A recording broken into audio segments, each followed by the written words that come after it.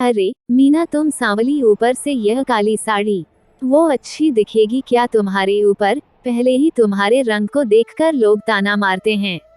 रमन मीना को बोला। देखो ना रमन, मैं बोलती हूँ तो कहती हैं कि सास बोलती रहती हैं। हमेशा ऐसा लगता है जैसे कौवे को काला टीका लगाया हो। पति और सास का बोलना सुनकर जरा उदास हो गई। वो काली नहीं थी। कृष्ण वनिया और मीना नाक नक्शे में अच्छी थी, पर पति और सास उसके रंग को लेकर मीना को हमेशा ताना मारते रहते थे। क्या करेगा वो भी, वह गोरा और मीना कृष्ण वनिया। लोगों का क्या, वो तो नाम रखने में पीएचडी होते हैं।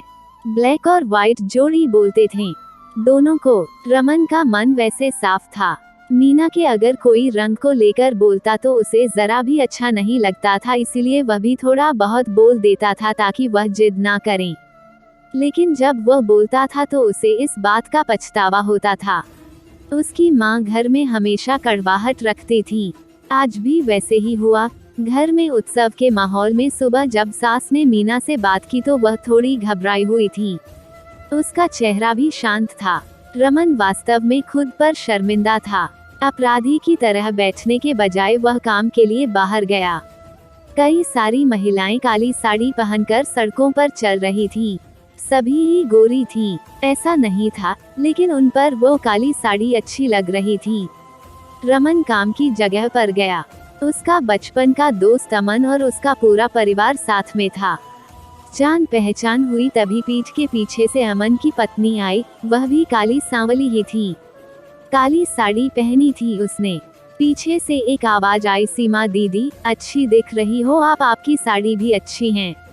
और आप भी। सीमा के चेहरे पर खुशी आई, उससे ज्यादा अमन खुश हो गया था। रमन अमन को गौर से देख रहा था। अमन ने वह देखा और जाना।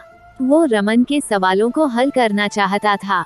अमन ने रमन से सीधे ही पूछ लिया, पूछो तुम्हारे मन में जो भी है, मैं तुम्हें उसका उत्तर देने के लिए तैयार हूँ।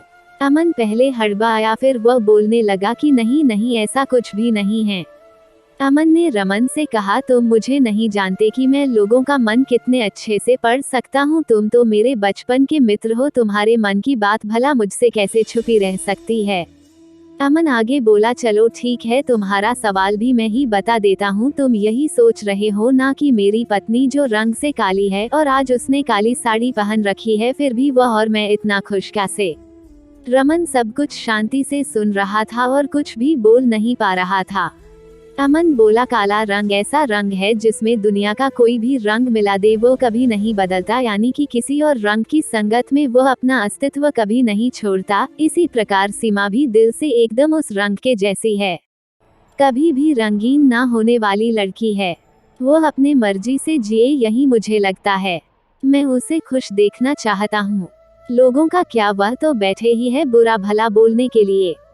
गोरी औरत रही तो छिपकली बोलते हैं, काली होती है तो चूहा या कौवा बोलते हैं। क्या क्या नहीं बोलते लोग। ताना मारने वाले मारते रहे, हमें हमेशा खुश रहना चाहिए। वही मैं अब कर रहा हूँ। वो सुबह मुझे बोली, मैं कैसी दिख रही हूँ? अच्छी लग रही हो तुम। ऐसा बोलने पर उसके चेहरे पर वो चॉकलेट स्माइल देखकर मुझे सकारात्मक ऊर्जा मिली। घर से बाहर निकले तो सभी बोलने लगे कि अच्छी लग रही हो भाभी। हम दोनों ने अच्छे मन से यह बात सोची, कोई ना कोई ताना मारने के लिए बोला ही होगा ना, उस वजह से जीने की दिशा क्यों बदले। रमन को उसके घर का सुबह का माहौल याद आया। वो खुद पर ही गुस्से हो गया।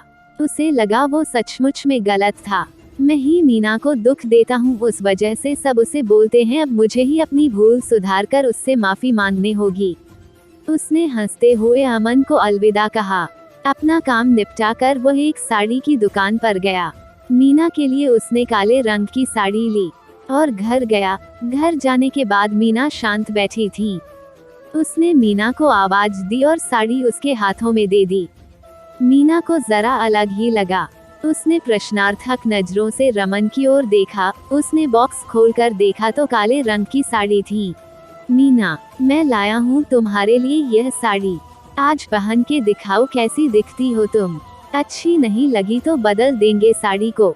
देखने तो दो कैसी दिखती हो तुम इस रंग में। मीना को जरा अच्छा लगा। चलो तैयार हो जाओ, जल्दी हम जरा बाहर जाकर आते हैं। एक क्लाइंट के पास जाना है, उन्होंने बुलाया है जोड़ी में। रमन का बोलना सुनकर मीना तैयार होने गई। काली साड़ी, उस पर हल्का सा मेकअप और लंबे बालों की चोटी। रमन भी क्या, रमन की माँ भी मीना को देखते ही रह गई। रमन बोला, मीना सॉरी। हाँ, अरे लोगों की बातों में आकर मैं तुम्हें हमेशा बोलता रहा और खरा सौंदर्य किसमें है यह मैं भूल गया था। रंग दो ही हैं, यह जानकर फिर जीना छोड़ दे क्या, अपनी खुद की पसंद छोड़ दे क्या। तुम्हें काली रंग की साड़ी पहनना बहुत अच्छा लगता था ना, पर मैं हमेशा तुम्हें टोकता रहा।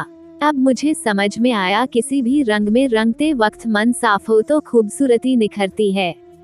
तुम चाहती हो वैसे ही जियो, मैं कभी भी तुम्हें नहीं बोलूंगा। और हाँ, सचमुच सुंदर दिखती हो तुम, तुम्हारे रंग पर अच्छा खिलता है यह काला रंग। मीना के चेहरे की लाली और भी ज्यादा बढ़ गई थी। यह बात सुनकर शर्मा कर वह रमन को बोली, क्या आप भी। रमन ने मीना का मुस्कुराता हुआ चेहरा देखा और उसके बदले हुए विचारों से रमन खुश हुआ। मन ही मन में रमन ने अमन का धन्यवाद किया, क्योंकि यह परिवर्तन अमन के शब्दों द्वारा हुआ था। सीख, खूबसूरत दिखने के लिए खूबसूरत दिखना जरूरी नहीं है, बल्कि खूबसूरत सोच होना जरूरी है। इंसान का अगर मन सुंदर है तो इससे कोई फर्क नहीं पड़ता कि वह किस रंग का है। दोस्तों, मैं आशा करती हूँ कि आपको ये कहानी पसंद आई होगी। मेरी कहानी सुनने के लिए आपका बहुत बहुत धन्यवाद। कहानी अच्छी लगी हो तो लाइक और कमेंट करें और अपने दोस्तों को शेयर करें। और अगर आप नए हैं तो मेरे चैनल को सब्सक्राइब करें और बेल आइकॉन को दबाएं। हम मिलते हैं अपनी अगली कहानी में, तब तक आप अपना ख्याल रखें।